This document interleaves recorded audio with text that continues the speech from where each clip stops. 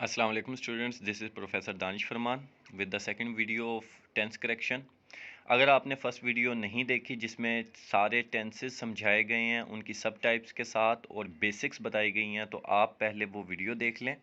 और सेकेंडली अपनी copy pencil अपने पास रखें ताकि कुछ सेंटेंसेस जो कि आपको वाइल द वीडियो मैं लिखवाऊंगा वो आप नोट कर सकें और उनका एनालिसिस कर सकें। तो स्टूडेंट्स लेट अस कंटिन्यू। और प्रीवियस लेक्चर जहाँ से हमने इसे ख़त्म किया था ये सब स्लाइड्स प्रीवियस लेक्चर में डिस्कस हो चुकी हैं। बेसिक रूल्स भी उसमें डिस्कस हो चुके थे। स्टूडेंट सीक्वेंस ऑफ टेंसेस के ऊपर आज हम बात करेंगे कि टेंस अगर एक जुमले में दो आ जाएं तो उसका सीक्वेंस क्या रखा जाएगा। उससे पहले स्टूडेंट्स एक बात को समझ लें आप कि जब भी सेंटेंस बनता है उसके अंदर एक सब्जेक्ट होता है और एक वर्ब होता है।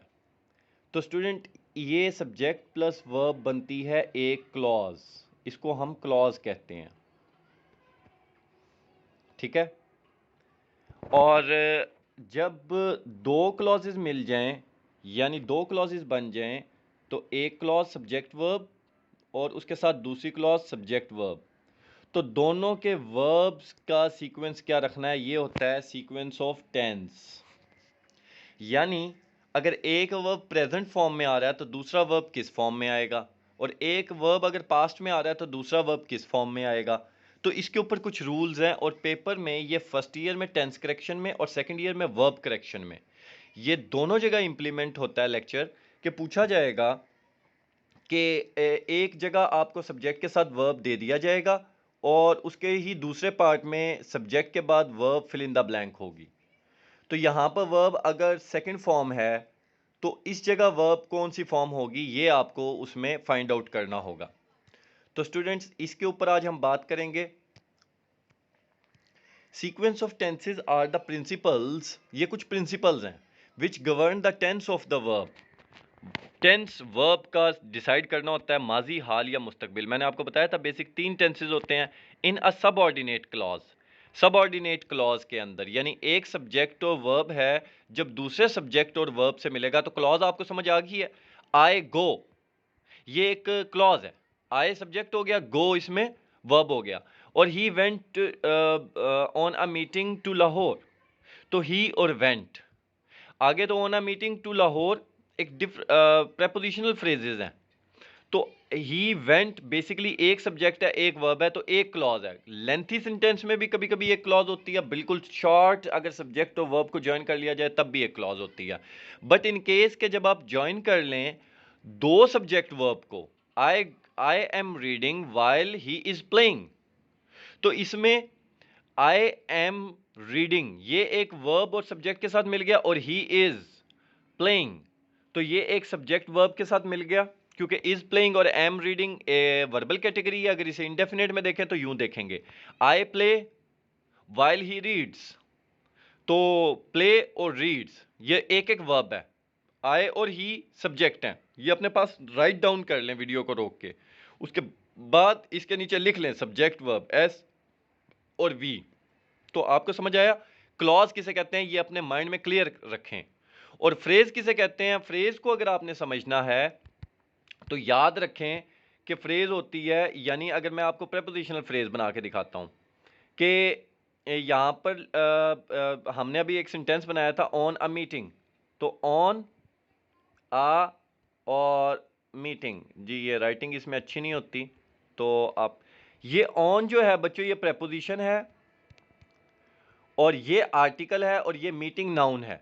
जब प्रेपोजिशन आर्टिकल और नाउन लाइन में आए तो ये प्रेपोजिशनल फ्रेज बन गई, यानी फ्रेज एक हेडवर्ड लेती है, एक हेडवर्ड से स्टार्ट होती है और हेडवर्ड के बाद उसके कुछ नेसेसरी एलिमेंट्स आते हैं। तो ये सेंटेंस के इक्वल नहीं होती, ये शॉर्टर देन क्लॉज होती है, क्लॉज से छोटा हिस्सा होता है, यानी क्लॉज के इक्वल नहीं है। पहले वर्ड एक आम लफ्ज आई am going on a meeting, 6 अल्फाज हैं।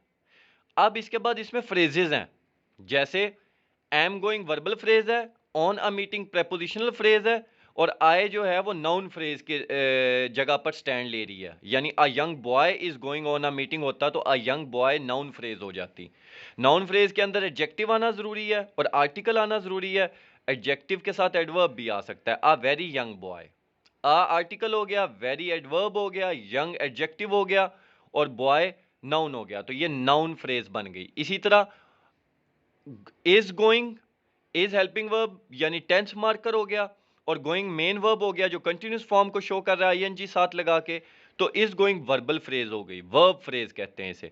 On a meeting, on preposition हो गया, तो जब भी प्रेपोजिशन आएगी तो उसे हम प्रेपोजिशनल फ्रेज ही कहेंगे क्योंकि उसके बाद आर्टिकल और नाउन आना होता है, यानी एक नाउन फ्रेज ही आनी होती है दूसरे वर्ड्स में। ये जो मैंने लास्ट 1 मिनट में बोला है, अगर आप इसे लिख के कॉपी पे प्रैक्टिस कर लें तो आपको फ्रेजेस बहुत अच्छे से बेसिक्स क्लियर हो जाएंगी। अब हम क्लॉज को भी डिस्कस कर चुके हैं, फ्रेज को, सीक्वेंस ऑफ टेंसेस को डिस्कस करते हैं। तो the rules which determines the tense of the subordinate clause, if the tense of principal clause is in present और फ्यूचर और पास्ट। अगर प्रिंसिपल क्लॉज यानी मेन क्लॉज, जैसे I am reading while he is playing, तो I am reading यहां पर independent clause है क्योंकि वाइल ही इज प्लेइंग को आप काट भी दें तो I am reading main clause है, अपना मतलब इंडिपेंडेंटली दे सकती है, प्रिंसिपल क्लॉज कहेंगे इसे। सबऑर्डिनेट क्लॉज वो होती है जो कंजंक्शन से शुरू होती है, सबऑर्डिनेट कंजंक्शन से, जैसे वाइल ही इज रीडिंग, तो वाइल जो है वो सबऑर्डिनेट कंजंक्शन है, तो इससे शुरू होने वाली क्लॉज सबऑर्डिनेट क्लॉज कहलाएगी। हाँ, अगर आप देखें आई am reading and he is playing है, दरमियान में एंड आ गया, तो ये दोनों इक्वल क्लॉजेज हैं, यानी एंड से पिछला हिस्सा आप गायब कर दें बेशक, एंड के उस तरफ वाला हिस्सा बेशक गायब कर दें, तो दोनों इंडिपेंडेंट मतलब दे सकती हैं। तो इंडिपेंडेंट मतलब देने वाली दो क्लॉजेज के दरमियान में अगर फैन बॉयज आ जाएं, तो बच्चों फैन बॉयज क्या होते हैं? F A N B O Y और एस, ये होती है फैन बॉयज।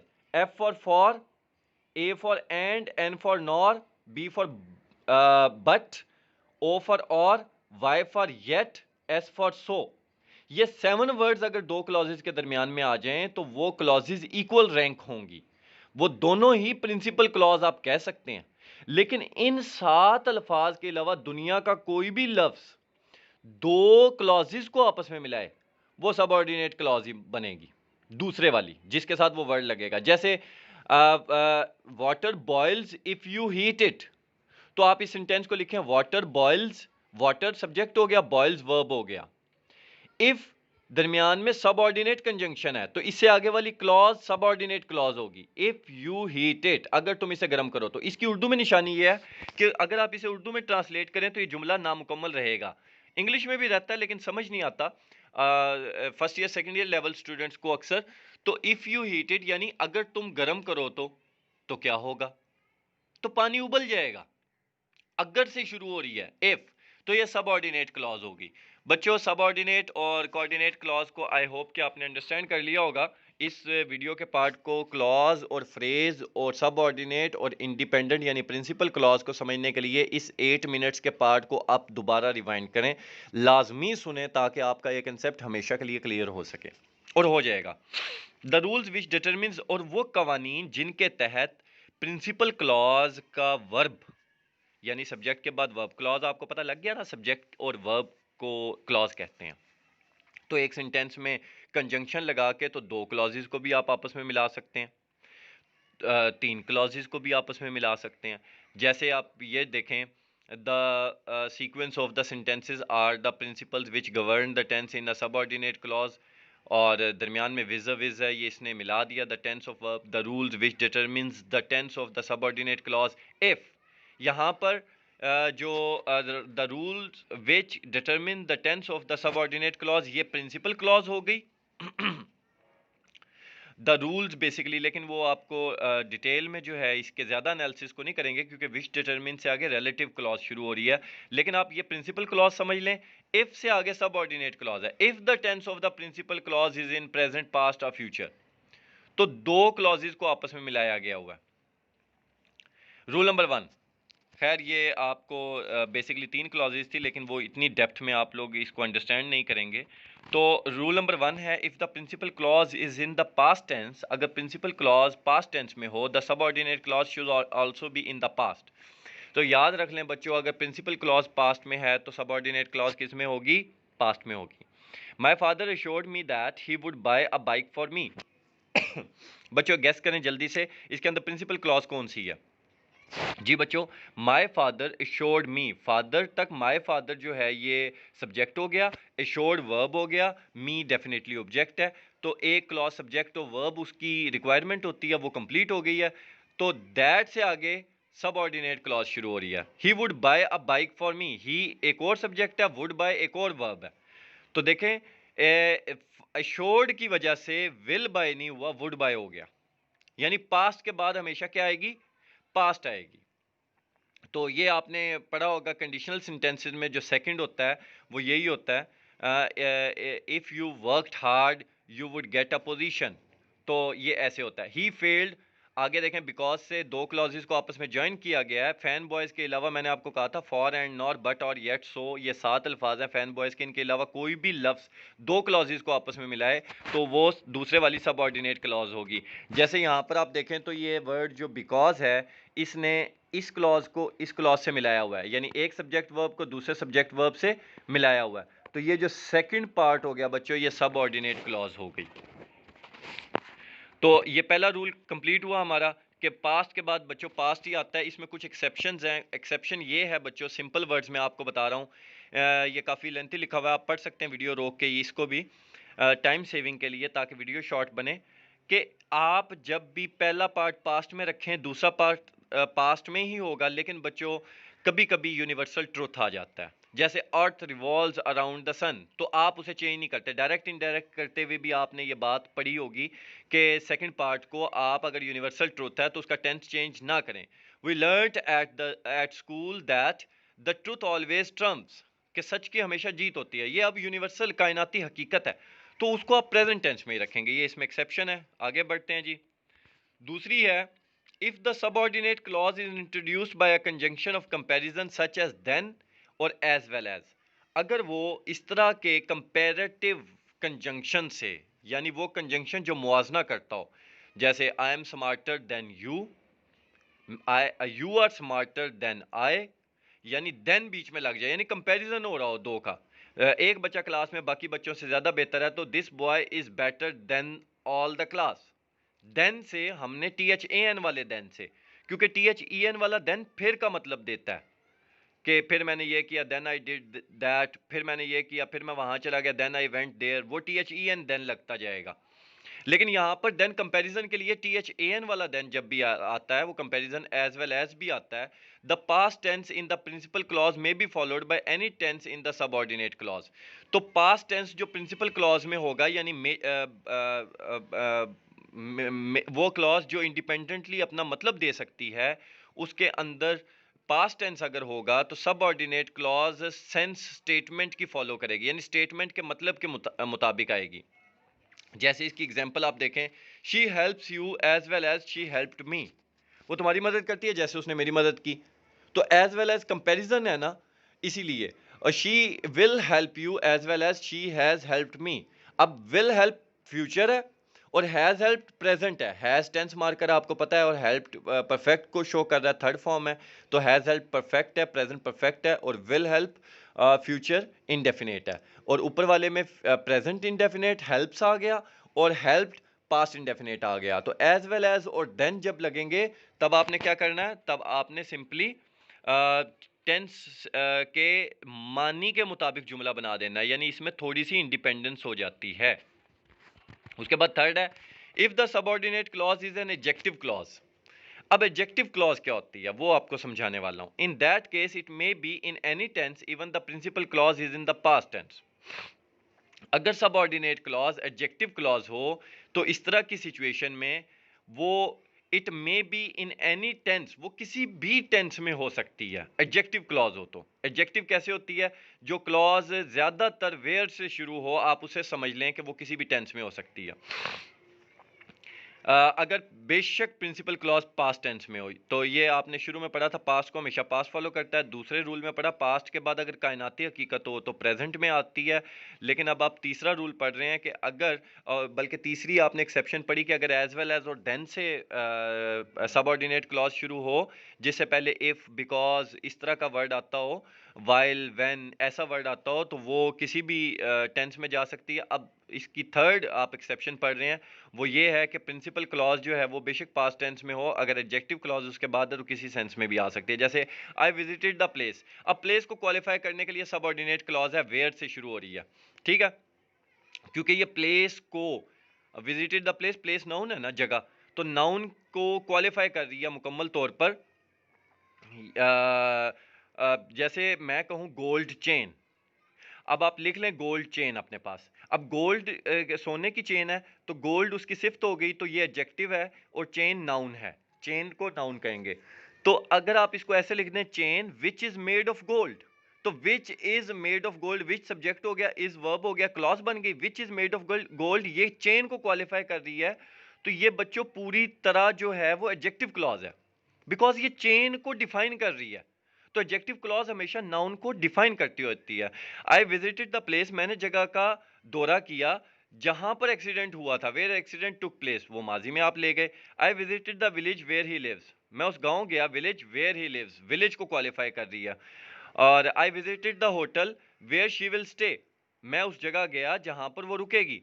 अच्छा, I visited the hotel which is the best hotel, तो आप प्रेजेंट भी कर सकते हैं, फ्यूचर भी।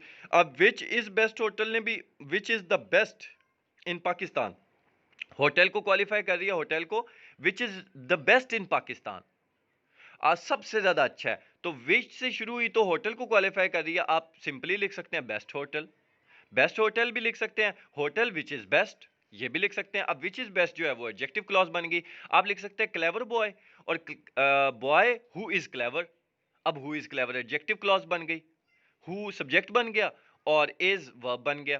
तो इस तरह आपको एडजेक्टिव क्लॉजेस पे भी एक ग्रिप हासिल हो चुकी होगी अब तक। नहीं तो इस 5-6 मिनट्स के पार्ट को दोबारा सुन ले। रूल नंबर 2 है, अ प्रेजेंट और future tense in the principal clause में be followed by any tense. तो याद रखें बच्चों, अगर प्रेजेंट और फ्यूचर हो तो उसके बाद कोई भी टेंस आप लगा सकते हैं। He says that she pass the examination, यानी सेज इसमें आपके पास प्रेजेंट था, और पास्ट इसमें आपके पास पास्ट हो गया, पास्ट इंडेफिनेट हो गया। ही सेज, अब फिर प्रेजेंट इंडेफिनेट है मेन क्लॉज में, दैट से सबऑर्डिनेट क्लॉज शुरू होगी। शी विल कम टुमारो, अब ये फ्यूचर इंडेफिनेट हो गया। Ram says that he likes the girl, अब दोनों तरफ इंडेफिनेट हो गया। विल से लास्ट में देखें, विल से इज अ, तो फ्यूचर के बाद प्रेजेंट आ गया। Will say didn't like, did second form होगी, पास्ट इंडेफिनेट हो गया, तो फ्यूचर के बाद पास्ट इंडेफिनेट। और विल यानी फ्यूचर के बाद फ्यूचर भी आ सकता है। तो प्रेजेंट और फ्यूचर जब भी हो इसके बाद कोई भी आ सकता है। He will say that he will pass the examination positively, तो विल के बाद विल आ गया। एक्सेप्शंस क्या है, if the subordinate clause is introduced by if, till, as soon as, when, unless, before, until, even if, as, ऐसे अल्फाज हों सबऑर्डिनेट क्लॉज के, तो आप नीचे एग्जांपल में इसके गौर से समझ लीजिएगा प्रैक्टिकली, और प्रिंसिपल क्लॉज फ्यूचर में हो, तो वर्ब जो सबऑर्डिनेट क्लॉज का बनेगा वो प्रेजेंट सिंपल में बनेगा। जैसे we shall not go there, go to market, we और शैल आपको पता लग गया, सिंपल फ्यूचर है और प्रिंसिपल क्लॉज है। इफ, अगर इफ आ जाए तो इसके बाद प्रेजेंट ही लगाएंगे आप, तो ये वर्ड याद रख लें, if, till, as soon as, when, unless, before, until, even if, as, ये वाले वर्ड्स अगर दरमियान में आ रहे हैं तो आपने जो सेकंड क्लॉज है वो प्रेजेंट में रखनी है। He will wait, he subject verb, will हो गया, विल वेट, तो ये होगी प्रिंसिपल क्लॉज। टिल आ गया, याद रखें टिल आया, सेकंड को आपने प्रेजेंट इंडेफिनेट में करना है, शी कम्स। तो इस तरह से आपको ये अल्फाज याद होने चाहिए, तो और इस अल्फाज के साथ ये बात मालूम होनी चाहिए कि प्रिंसिपल क्लॉज फ्यूचर में होगी, तो सेकंड क्लॉज यानी सबऑर्डिनेट क्लॉज जो इन कंजंक्शंस के बाद, यानी if, till, as soon as, when, unless, before, until, even if, as, इनके बाद जो आपने सबऑर्डिनेट क्लॉज लगानी है वो हमेशा प्रेजेंट में होगी। इसे अपने पास राइट डाउन कर लें बच्चों। अब आ जाते हैं हम टेंस चार्ट की तरफ।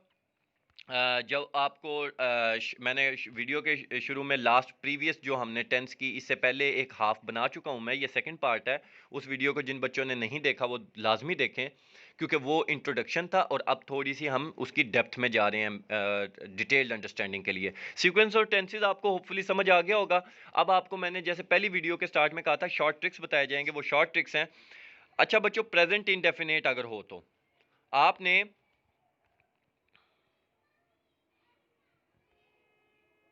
प्रेजेंट इंडेफिनेट हो तो उसके शुरू में गलती से प्रेजेंट लिखा हुआ पास्ट है। प्रेजेंट इंडेफिनेट ये वाले वर्ड्स हैं।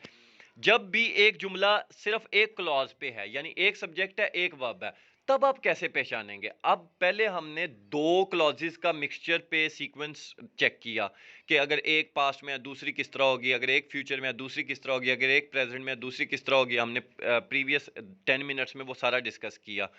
और उससे पहले भी हमने जो है कुछ रूल्स इसी तरह के डिस्कस किए, जो कि सीक्वेंस ऑफ टेंसेस से पहले मैंने आपको क्लॉज और फ्रेज की भी फिर अंडरस्टैंडिंग करवाई और उसको कुछ रिटन सेंटेंसेस आपको दिए ताकि आप लिख के अपनी कॉपी पे भी उनकी प्रैक्टिस कर सकें। By the end of this video आप एक और चीज़ के काबिल हो जाएंगे कि आप सिंगल सेंटेंस अगर है बच्चों, I dash to market daily, फर्ज करें ये है, तो डेली वर्ड क्या बताता है आपको, कौन सा टेंस आएगा। तो इस तरह ये देखें, often, usually, sometimes, daily, never, always, occasionally, on Monday, every day, every week, every month, every year, now and then, off and on, regularly, reality, ये रियली है, REALLY, सेल्डम, रेयरली, कोई मुहावरा या यूनिवर्सल ट्रूथ जब भी आ जाए तो प्रेजेंट इंडेफिनेट रहेगा। जैसे नीचे देखें, he often tries to dash the his teachers, cheat his teachers, इसकी जगह सरप्राइज कर लें, जुमला जरा मस्बत बन जाएगा। तो ऑफन का क्या मतलब हुआ?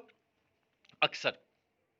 तो जब भी अक्सर का लफ्ज आ जाए, मैं अक्सर, आप देखें ना, मैं अक्सर स्कूल जा रहा हूं होगा या मैं अक्सर स्कूल जाता हूं। तो अक्सर लफ्ज बताता है कि सिंपल इंडेफिनेट है, यानी प्रेजेंट इंडेफिनेट है। कंटिन्यूस के लिए आपको ये वर्ड याद रखने होंगे, जो काम आप उस वक्त पे उस लम्हे पे जारी रखे हुए हैं उसके लिए आता है, तो उस वक्त के लिए आप नाउ यूज करते हैं, at present, now days, at the moment, at this time, these days, today, या कोई फ्यूचर प्लान। चलें, फ्यूचर प्लान को आप रहने दें, ये बाकी वर्ड्स आप अच्छे से याद करें। तो इसका फार्मूला नीचे लिखा हुआ है, सिंपल का, नेगेटिव का, इंट्रोगेटिव, सवालिया का, ये आप अपने पास राइट डाउन कर सकते हैं। He is teaching at Punjab college these days, I am going to Lahore tomorrow morning, ये फ्यूचर प्लान है, मैं सुबह कल लाहौर जा रहा हूँ, जाना कल ही है लेकिन जा रहा हूँ आप कहते हैं। तो फ्यूचर प्लान, अगर कोई प्लान हो नियर फ्यूचर में 1 2 4 दिनों में या अगले साल का, मैं अगले साल एक बाग लगा रहा हूँ, क्या आप उसमें पार्टिसिपेट करोगे? तो सॉरी, तो ऐसे जब जुमले आ जाएं जिनके अंदर एट प्रेजेंट हो, अब यहाँ पर दीज डेज की जगह आप नाउ कर दें। तो वो आजकल पंजाब कॉलेज में पढ़ा रहा है, वो इस वक्त लेक्चर पढ़ा रहा है, I am teaching you right now, मैं इस वक्त आपको पढ़ा रहा हूँ, एम टीचिंग आया। तो ये वाले वर्ड आ जाए तो आपने उसको कंटिन्यूस रखना है, ठीक है। अब इसमें परफेक्ट देखें, just, never, ever, so far, till now, just now, not yet, already, recently, lately, work completed, कोई भी हो तो जो अभी अभी कंप्लीट हुआ है काम, उसके लिए प्रेजेंट परफेक्ट यूज होता है। जैसे the doctors dash just now, जब आपको पेपर में आएगा तो आपने दरमियान में हैज अराइव्ड लगाना है, क्योंकि आपको याद है जस्ट और नाउ जो है, जस्ट नाउ कुल मिला के भी प्रेजेंट परफेक्ट का कीवर्ड है। ये सब कीवर्ड्स हैं, इनके लिए साथ अक्सर यही वाला 99% यही टेंसेस यूज होते हैं। तो and will see the patient after a while, उसके बाद है जी परफेक्ट कंटिन्यूस, इसमें सिंस और फॉर होता है। सिंस हो तो टाइम होता है, जैसे सिंस 1980 लिखा हुआ है लास्ट सेंटेंस में, और अगर फॉर होता तो फॉर 20 ईयर्स हो सकता था, ही हैज़ बिन लिविंग आप करेंगे। सिंस और फॉर आएगा तो ही इज़ लिविंग नहीं करना, हैज़ बिन लिविंग करना। सिंस और फॉर के साथ परफेक्ट कंटिन्यूस को आप अंडरस्टैंड रखें। इसी का दूसरा पार्ट देखें, जो ये ऊपर पास्ट होगा, ये थोड़ी सी मिस्टेक हुई है, ये वाला पास्ट का है, ये मिस प्रिंटिंग हुई है। तो ये देखें, जब आप डिस्कस करेंगे पास्ट इंडेफिनेट को, तो ago, last day, last week, last night, last month, last day, last year, yesterday, yesterday night, इन तमाम के लिए या कोई पास्ट हैपनिंग, यानी इन 1980, इन प्रीवियस दिसंबर, इन 1802, तो कोई भी माजी का एक टाइम हो, बस एक टाइम, तो आप बच्चों past indefinite direct second form लगा देंगे। जैसे he visited this place, last आ गया ना बच्चों, आपने सेकंड फॉर्म लगा देनी है, क्योंकि ये पास्ट इंडेफिनेट का कीवर्ड है, तो ये कीवर्ड आपने याद कर लेने हैं। कंटिन्यूस को देखें, कंटिन्यूस के लिए सीक्वेंस ऑफ टेंसेस कुछ बनते होते हैं, व्हेन, एज, बिफोर और व्हाइल। और अगर आप देखें तो ये परफेक्ट में भी आ रहे हैं, व्हेन, बिफोर और till sorry, when I enter the bank. तो बच्चों इस बात को याद रखें कि अगर वर्ब की सेकंड फॉर्म हो एक तरफ पास्ट इंडेफिनेट हो तो दूसरी तरफ या पास्ट कंटिन्यूस होगा या पास्ट परफेक्ट होगा। ये हमेशा के लिए याद रख लें। यानी एक तरफ ये वाला है पास्ट इंडेफिनेट है तो दूसरी तरफ या पास्ट कंटिन्यूस बनेगा या पास्ट परफेक्ट बनेगा। जैसे when I enter the class the students were making a noise या students had completed their work. तो हैड कंप्लीटेड भी हो सकता है और वर मेकिंग भी हो सकता है। When I enter the class एक तरफ पास्ट इंडेफिनेट होना जरूरी है। तो ये अमूमन ये वाला स्ट्रक्चर पेपर में पूछा जाता है। नीचे वाला देखें, when I reach the station, when I reach the station the train had left या द ट्रेन वाज लीविंग। ये दो ही हो सकते हैं। तो याद रख लें पी आई के बाद पीसी या पीपी होते हैं। पी आई के बाद क्या होता है, प्रेजेंट इंडेफिनेट के बाद क्या होते हैं, पीसी यानी पास्ट कंटिन्यूस या पीपी या पास्ट परफेक्ट। और सिंस और फॉर आएगा तो आप पास्ट परफेक्ट में चले जाएंगे। He had been living here for 10 years. देखें फॉर आ गया ना, और मिकदार आ गई वक्त की 10 साल। बिफोर माई अराइवल, तो आपको माजी में एक टाइम देना होगा, उससे पहले अगर कोई काम कंप्लीट हो चुका था तो पास्ट परफेक्ट में जाता था। लास्ट ईयर मैंने क्लास से 3 दिन लगातार ये क्वेश्चन पूछा था जिसमें बच्चे लगातार सोचते रहे थे कि सिंस और फॉर आ जाए तो कैसे हम फर्क करेंगे कि प्रेजेंट परफेक्ट कंटिन्यूस कहाँ यूज करेंगे, पास्ट परफेक्ट कंटिन्यूस कहाँ यूज करेंगे। अगर मैं कह रहा हूं बच्चों इस बात को बड़े गौर से सुनिएगा, I have been living here, I have been living here since 1980, तो आई हैव बिन होना चाहिए या हैड बिन होना चाहिए। देखो बच्चों, I have been living here since 1980 बिल्कुल ठीक है, मैं अभी भी रह रहा हूं लेकिन अगर मैं कर दूं I dash here since 1980 before the earthquake, जल्जला आने से पहले 1980 से लेकर जल्जला आने तक मैं यहां पर रह चुका था। आई हैड बिन यानी माजी का एक पॉइंट रेफर कर दिया जाए, यानी I have been living in Sahiwal since 1960 till 1965। एक माजी का टाइम पीरियड आ गया 5 साल 1960 से 65, तो आई हैड बीन लिविंग कर देंगे फिर। और अगर माजी का कोई लम्हा रेफरल के तौर पे नहीं आ रहा, यानी इस मामले में अगर आप देखें तो पहले वाला जो जुमला है he had been living in this house since 1980, तो ये हैज बीन होना चाहिए, ये हैड बीन नहीं होना चाहिए।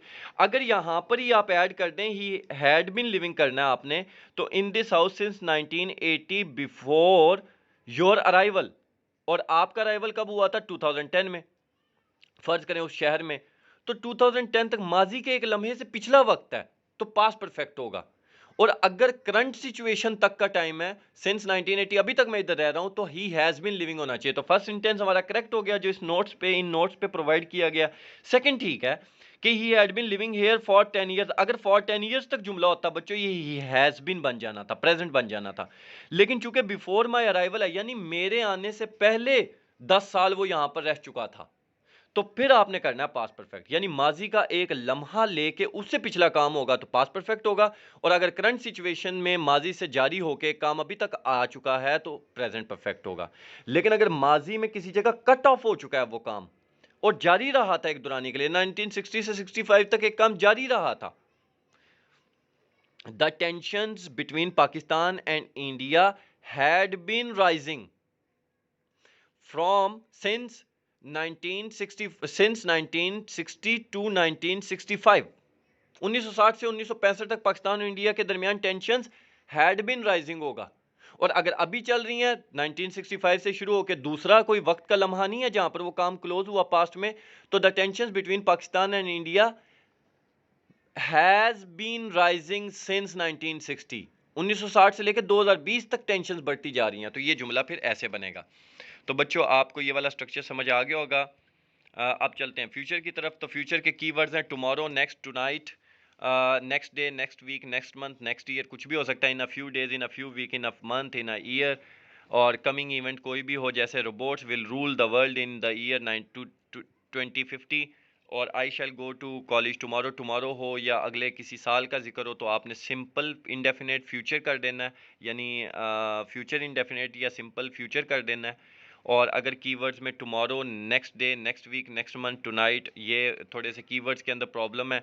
आप देखें Pakistan will be playing at this time tomorrow, तो इसमें आप कंटिन्यूस कर सकते हैं क्योंकि वो विल प्ले और विल बी प्लेइंग ज़्यादा सूटेबल है, यहाँ पर खेल रहा होगा इस वक्त। टुमारो एट दिस टाइम यहाँ पर ऐड होना बहुत ज़रूरी है, ठीक है। तो आप याद रखें next day, next week, next month, next year, tomorrow, ये सारा कुछ आ सकता है, लेकिन एट दिस टाइम आना ज़रूरी है या एट दिस मोमेंट आना ज़रूरी है, तब हम इसे ज़्यादातर फ्यूचर कंटिन्यूस करते होते हैं। और अप टिल फ्यूचर टाइम, एक टाइम पे जाके वो टाइम ख़त्म होना हो, तो Arsalan will have married her in the coming month या बिफोर जनवरी, तो वो एक काम कंप्लीट कर चुका होगा जनवरी से पहले पहले, यानी मुस्तकबिल का एक टाइम और उससे पहले पहले वो काम कंप्लीट हो चुका हो, तो फ्यूचर परफेक्ट होता है। जैसे ऊपर वाला जुमला, he will have reach there till tomorrow morning, कल सुबह से पहले पहले तक एक काम, यानी एक काम फ्यूचर में एक वक्त से पहले पहले पूरा हो चुका होना है, तो वो कंप्लीटेड यानी कि परफेक्ट होता है। लेकिन फ्यूचर परफेक्ट होता है, यानी 2050 तक पाकिस्तान तरक्की कर चुका होगा, तो 2050 एक लिमिट लगा दी ना उस टाइम पे, तो वो परफेक्ट है, 2050 तक ये काम हो चुका होगा। और फ्यूचर परफेक्ट कंटिन्यूस के लिए वही आपने करना है कि he will have been living in this house for coming month, तो कंटिन्यूस एक स्पेसिफिक टाइम तक कंटिन्यू रहेगा, अगले माह तक कंटिन्यू भी रहेगा और फिर आके क्लोज भी हो जाएगा, तो इसलिए फ्यूचर परफेक्ट कंटिन्यूस लगाते हैं। सिंस फॉर इसकी एग्जांपल है जो कि बहुत कम बनता होता है बच्चों। इसके साथ ही ये वाला हमारा टॉपिक क्लोज होता है। तो टेंस सीक्वेंस के हवाले से जब हम बात कर रहे थे तो आपने देखा था, तो अब आप देख लें कि अगर प्रेजेंट सिंपल एक तरफ है, दूसरी तरफ भी प्रेजेंट सिंपल है, वो जीरो कंडीशनल है, यानी शर्तिया जुमला है।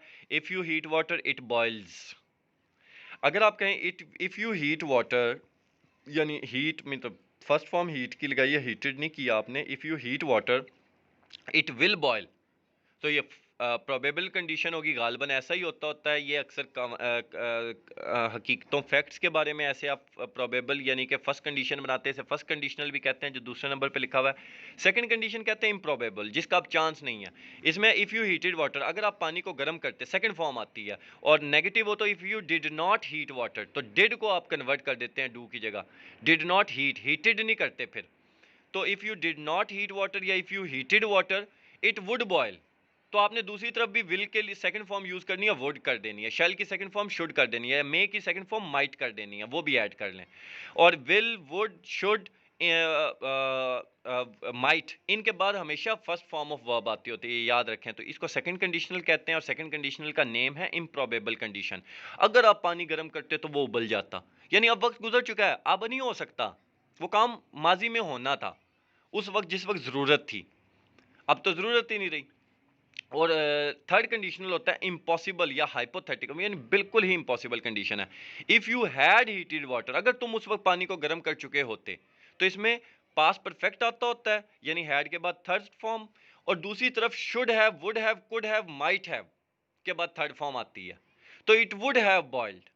तो ये है। बाकी कमेंट सेक्शन में कमेंट करें अगर आपको कंडीशनल सेंटेंसेस पे डिटेल्ड वीडियो चाहिए विद बोर्ड क्वेश्चंस प्रैक्टिसेस, तो इंशाल्लाह वो भी पोस्ट की जाएगी। ये फर्स्ट ईयर सेकंड ईयर दोनों के लिए बहुत अहम वीडियो है, इसको लाजमी वॉच करें और सब्सक्राइब करें, लाइक करें, शेयर करें, तमाम स्टूडेंट्स को शेयर करें। इल्म को जहाँ तक फैला सकते हैं आप फैलाएं, इसका सिला बेशक हमें अल्लाह ताला की ज़ात दे सकती है। ओके बच्चों, अल्लाह हाफिज़।